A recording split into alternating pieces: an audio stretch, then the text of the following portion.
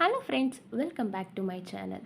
It is not love, it is madness அப்படிங்கிற போமோட summary தான் இன்றைக்கி பார்க்க போகிறோம். இது யார் எழுதியிருக்காங்க அப்படின்னு சொல்லிட்டு ஒரு சின்ன ஆத்தர் இன்ட்ரோ பார்த்துடலாம். மிர்ராஸா பெக் அப்துல்லா கான், இதுதான் அவங்களோட ஃபுல் நேம். இவங்க வந்து காமனாக எப்படி சொல்லப்படுறாங்க அப்படின்னா மிர்சா ஹாலிப் அப்படின்னு சொல்லிட்டு சொல்கிறாங்க. இவங்க வந்து ஒரு உருது போயட், இந்தியன் போயட் தான். இவங்க எப்போ பிறந்திருக்காங்க அப்படின்னு பார்த்தீங்கன்னா 27th December 1797 பிறந்திருக்காங்க. இவங்க பெண் நேம் என்னெல்லாம் பார்த்தீங்கன்னா ஹாலிப் அசாட். இவங்களோட நோட்டபிள் ஒர்க் வந்து திவானி ஹாலிப். எப்போ இறந்துருக்காங்க அப்படின்னா 15th February 1869. இன்றைக்கி வந்து நம்ம பார்க்க போகிற போம் வந்து ஆக்சுவலி இவங்க எழுதுனது வந்து உருதில் தான், ஆனால் நமக்கு வந்து இங்கிலீஷில் ட்ரான்ஸ்லேட் பண்ணியிருக்காங்க. வாங்க சம்மரிக்குள்ளே போகலாம். ஃபஸ்ட்டு வந்து ஆத்தர் வந்து நம்மளோட லவ்டு ஒன்ட்ட என்ன சொல்கிறாரு, அவளோட லவ்டு ஒன்ட்ட என்ன சொல்கிறாரு அப்படின்னா, இது வந்து காதலாக இல்லாமல் இருக்கலாம், உங்கள் எல்லாத்துக்கும் இது வந்து ஒரு பைத்தியக்காரத்தனமாக கூட இருக்கலாம். ஆனால் வந்து என்னோடய லவ் வந்து ஏதோ ஒரு ரீசன்னால் உங்களுக்கு வந்து ஃபேம் கொடுக்குது. அதனால் என்னோட ரிலேஷன்ஷிப்பை வந்து நீ பிரேக் பண்ணிக்காத, அதாவது நம்மளோட ரிலேஷன்ஷிப்பை வந்து நீ பிரேக்கப் பண்ணிக்காத அப்படின்னு சொல்லிட்டு சொல்கிறாரு. இதுக்கு வந்து என் கூட இருக்கிறதுக்கு உனக்கு எந்த ஒரு ரீசனுமே இல்லாமல் இருக்கலாம்.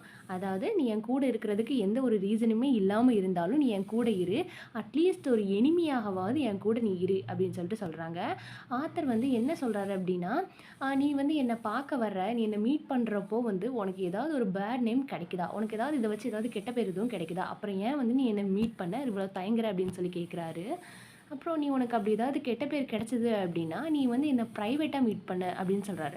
ப்ரைவேட்டாக எங்கே மீட் பண்ணும் அப்படின்னு சொல்கிறாரு அப்படின்னா, ஒரு பப்ளிக் கோர்ட்டில் வந்து என்னை வந்து நீ ப்ரைவேட்டாக மீட் பண்ணு அப்படின்னு சொல்லிட்டு சொல்கிறாரு. அப்புறம் ஆத்தர் வந்து அவரே சொல்லிக்கிறாரு, நான் ஒன்றும் எனக்கு ஒரு எனிமிலாம் கிடையாது, அதனால நீ வந்து என்னை இப்படி நினச்சிக்காத.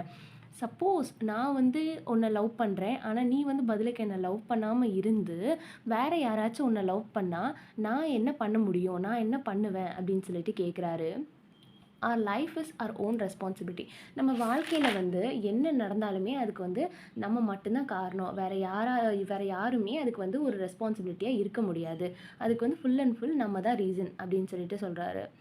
If we don't know about it, நம்ம லைஃப்பில் வந்து என்ன நடந்தாலும் அதுக்கு நம்ம தான் ரீசன் அப்படின்னு சொல்லிட்டு நமக்கு தெரியாமல் இருந்ததுன்னா அது வந்து வேறு ஒருத்தவங்களோட பிரச்சனை இல்லை, அது வந்து நம்மளோட இக்னோரன்ஸ் தான். இக்னோரன்ஸ் அப்படின்னா அறியாமை அப்படின்னு சொல்லிட்டு அர்த்தம். ஒரு லைட்னிங் ஃப்ளாஷ் மாதிரி நேவல் ஃபோர்ஸ் வந்து நம்மக்கிட்ட என்கிட்ட வந்தாலும் லைட்னிங் ஃப்ளாஷ் அப்படின்னா ஒரு மின்னல் ஒளி வந்து எவ்வளோ ஸ்பீடாக வரும், அதே மாதிரி ஒரு கடற்படை, நேவல் ஃபோர்ஸ் அப்படின்னா கடற்படை அப்படின்னு சொல்லிட்டு அர்த்தம். கடற்படை வந்து வந்தாலும் இது வந்து என்னோட வாழ்க்கை, அதனால நான் இப்படி தான் இருப்பேன் அப்படின்னு சொல்லிட்டு சொல்கிறாரு. இன்னும் ஒன்றும் கெட்டு போகல, நமக்கு இன்னும் நிறைய டைம் இருக்குது லவ் பண்ணுறதுக்கு, அதனால லவ் பண்ணலாம் அப்படின்னு சொல்லிட்டு சொல்கிறாரு. I am not interested in explain and argue. என்னோட லவ்வை பற்றி வந்து நான் எக்ஸ்பிளைன் பண்ண விரும்பலை, யார்கிட்டையுமே வந்து நான் ஆர்கியூ பண்ண விரும்பலை. ஏன் அப்படின்னா, அப்படி நம்ம யார்ட்டையாவது எக்ஸ்பிளைன் பண்ணோம், லவ்வை பற்றி ஆர்கியூ பண்ணோம் அப்படின்னா அது வந்து லவ்வே கிடையாது அப்படின்னு சொல்லிட்டு ஆத்தர் சொல்கிறாரு. அது வந்து நமக்கு தேவையில்லாத மன சங்கடத்தை தான் கொடுக்கும். It will give more hate அப்படின்னு சொல்லிட்டு சொல்கிறாரு. It did not give nothing. அதனால நம்ம மற்றவங்க கிட்ட வந்து ஆர்கியூ பண்ணி நம்ம லவ்வை ப்ரூவ் பண்ணுறதுனால அதனால நமக்கு எதுவுமே கிடைக்க போகிறதில்ல அப்படின்னு சொல்லிட்டு சொல்கிறாரு ஆத்தர். என் லைஃப்பில் எனக்குன்னு எதுவுமே கிடைக்கல, அட்லீஸ்ட் நான் வந்து ஒரு தனிமையில் உட்காந்து அழுகுறதுக்காவது எனக்கு வந்து ஒரு ஸ்பேஸ் கொடுங்க அப்படின்னு சொல்லிட்டு கேட்குறாரு.